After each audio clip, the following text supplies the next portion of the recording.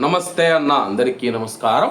ప్రస్తుతం కువైట్ దేశవ్యాప్తంగా మనం చూసుకుంటే సెకండరీ సబ్స్టేషన్లు అంటే విద్యుత్కు సంబంధించిన సబ్స్టేషన్లు ఏవైతే ఉన్నాయో వాటిలో నిర్వహణ పనులు చేపడుతూ ఉన్నట్లు విద్యుత్ మరియు నీటి వ్యవహారాల మంత్రిత్వ శాఖ తెలిపింది. ఇందులో భాగంగా కువైట్లోని కొన్ని ప్రాంతాలలో రోజుకు కొన్ని ఏరియాలను ఎంచుకొని పవర్ కట్ చేస్తూ ఉన్నాము, విద్యుత్ కోతలు విధిస్తూ ఉన్నామని చెప్పేసి మంత్రిత్వ శాఖ తెలియజేసింది. అలాగే నిన్న మొన్న చూసుకున్నా సరే కానీ కువైట్లోని కొన్ని ప్రాంతాలలో విద్యుత్ సరఫరాకు అంతరాయం ఏర్పడిందని చెప్పేసి విద్యుత్ మరియు నీటి వ్యవహారాల మంత్రిత్వ శాఖ తెలిపింది.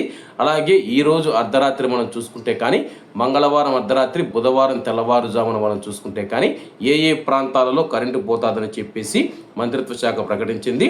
ఏప్రిల్ 8, 2026 అర్ధరాత్రి 1 గంటకు మనం చూసుకుంటే కానీ అంటే బుధవారం తెల్లవారుజామున, మంగళవారం అర్ధరాత్రి అనుకోవచ్చు అనమాట.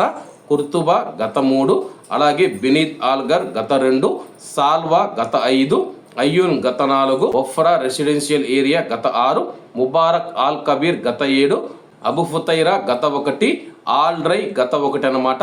ఈ ప్రదేశాలలో ఈ యొక్క ఏరియాలలో మనం చూసుకుంటే ఈరోజు అర్ధరాత్రి 1 గంట నుంచి బుధవారం తెల్లవారుజామున 5 గంటల వరకు విద్యుత్ సరఫరాకు అంతరాయం ఏర్పడుతూ ఉంది. ఆయా ప్రదేశాలలో ఆయా ఏరియాలలో నివసించే కువైటీ ప్రజలు కావచ్చు, ప్రవాసులు కావచ్చు, ఈ యొక్క విషయాన్ని గుర్తుంచుకోవాలి. ఒకవేళ మీకు విద్యుత్ సరఫరాకు అంతరాయం ఏర్పడితే కువైట్లోని అధికారులను వెంటనే సంప్రదించాలని చెప్పేసి విద్యుత్ మరియు నీటి వ్యవహారాల మంత్రిత్వ శాఖ తెలిపింది.